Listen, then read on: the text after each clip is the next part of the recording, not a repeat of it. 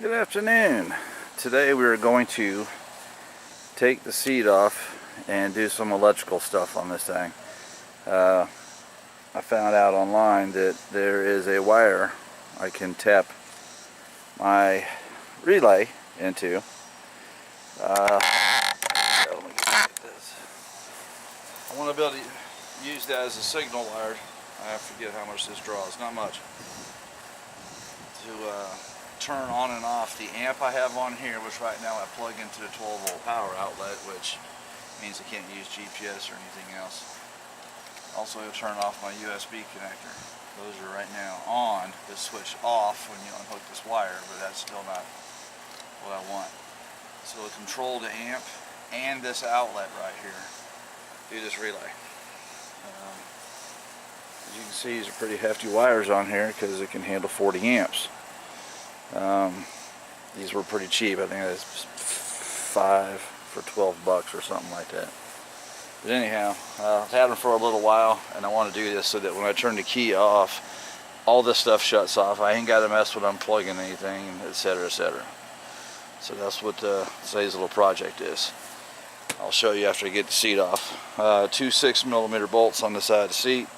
There's a 6mm Allen wrench to take the seat bolts off, and a 5 in the back. I'm not going to film every step of the way. I've noticed some of my videos have been rather lengthy unnecessarily, so we're just going to take that off and I'll be back. The seat is off. You can see wires and stuff exposed. In fact, let's take the camera out here so I can show you a couple things. I took the side panels off too. You can see there's the fuse box. And oh, I forget the size, the name of the size of these kind, but they're so common it's not funny. See, we've got a spare 20 in there. There's the clutch diode, 5 amp. I don't know why the 5 amp is by itself for the turn signals, but there it is. Relays down here. It's got a really funky turn signal relay. When I go to all LED, that'll be coming out anyway. I'm going to have to rewire a bunch of stuff. On this side here, starter solenoid, which has been replaced. A low battery can severely damage that thing. It got stuck on. Ran the battery all the way down. Finally popped the clutch in gear. I actually got it to dislodge, but I replaced it anyway because it could get stuck again anywhere. It was like $11 on eBay. A lot of people will use cheap little lawnmower battery ones and all, but up to 200 amps goes into that starter briefly. But still, that's quite a bit. I wouldn't trust it with a part that wasn't made to handle that. Back here, your 30 amp main fuses. You got 2 of them right here. This one and that one. The third one back here is a spare. Good idea to have those on hand. But that's where they're all located. Now this stuff here, this one right here is for the battery tender. I actually upped the amperage on it because I was using it for something else. I'm going to return that back to what it was. It was 7.5. I have a 30 on it right now for a quick draw up to 20 amps before it leveled out. Kept blowing the other fuse. But anyway, that's hooked straight to the battery, and this one right here, as you can see, that's a 40 amp wire on there. I got a 20 amp fuse on it. That's the one that right now feeds power to the power outlet on the handlebars. Now, because this wire is already attached to the battery and it is basically overkill for what we need, this is 10 gauge. We're going to go ahead and leave it, cut it here, and let the relay feed power back up this way. Wire's already run, already up there. So what I'm going to do for the amp, I'm going to lift this gas tank up. I wasn't going to do all this stuff today, but since I got it halfway torn apart, I might as well go ahead and do it. There you go, you can see the amp. The Boss Rebel. Yeah, it works pretty good. These tiny little speakers put out at 100 miles an hour. I can still hear the tunes, no problem. That's pretty incredible. And the whole thing runs with a 5 amp fuse. So, wow, that tiny little box puts out, and it's Bluetooth. It also has, oh, there it is, hanging right here. That's the wire you can actually plug in also if you don't have Bluetooth. And it has 2 other ways to hook onto that also, RCA jacks and another 3.5mm input jack on it. So there's all kinds of ways to hook up to it.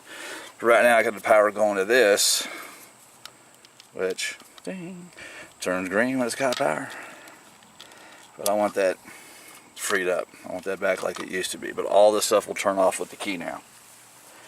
The main thing I came out here to show you is right here. Let's make sure I'm looking through the viewfinder. Okay. You'll have this little packet of rubber piece here. All this stuff is protected in there. And they did a good job of sticking it in there because it's fun getting it out. However, this is the one right here that comes from the main key switch. You can see,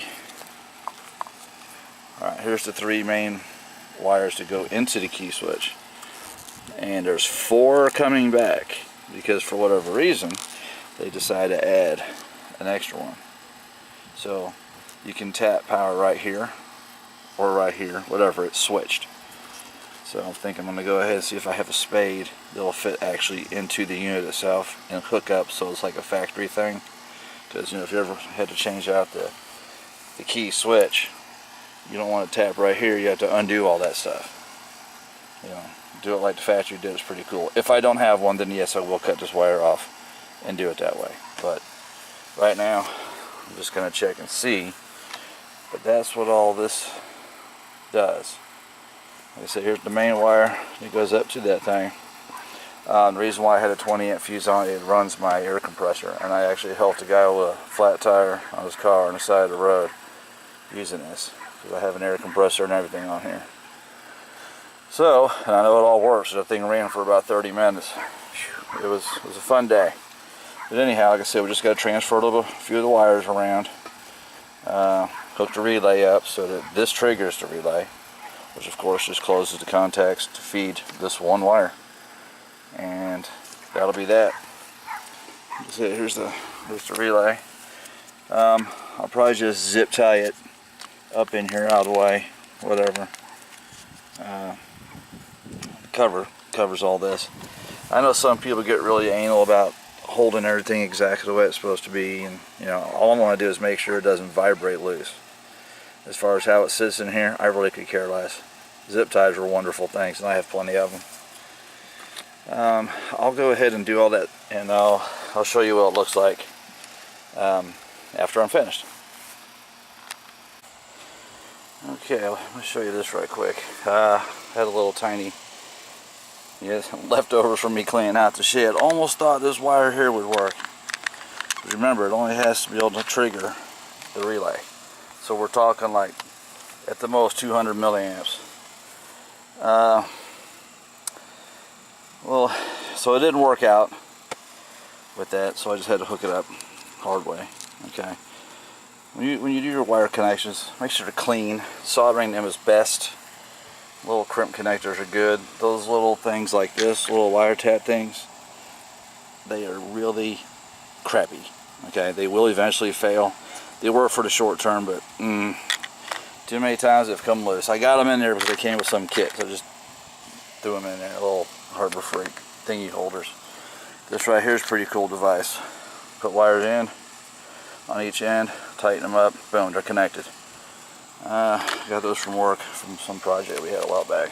But anyway, I don't want anything exposed. That's why I went like this. And down here to the socket. Right now, the only thing hooked up is the power to the relay, and it works. It goes on and off just like it should. But I just wanted to show that right quick before I finish all this. And then I gotta take this fairing off. There's the power wire. It's main power now. It can handle everything through just one wire, so I'm wondering if I just tap into it up there, be a lot easier. The gas tank is a lot of fun to mess with, but this wire is tied up underneath on the backbone so that it does not touch anything. It won't short out. Boom, yeah, it comes out right here. So I'll probably just leave that alone, but let me get back to it.